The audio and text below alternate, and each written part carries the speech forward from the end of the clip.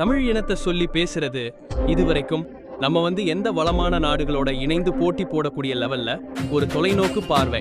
அதுல சீமானுடைய பார்வை தெளிவா இருக்கு. 49 ஸ்கீம் 480 பக்கம் கொண்ட ஒரே ஒரு தேர்தல் அணிக்க நம் தமிழ் கட்சியினுடைய செயல்பாட்டு வரதான்.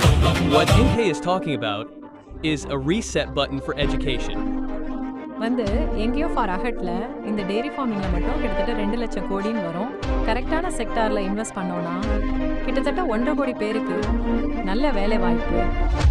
Many years they have been speaking about these ideas, about the identity, about the protection of land and resources. They've been taking these concerns to international places like the UNITNE Human Rights Council and speaking to the world about the gen of the people.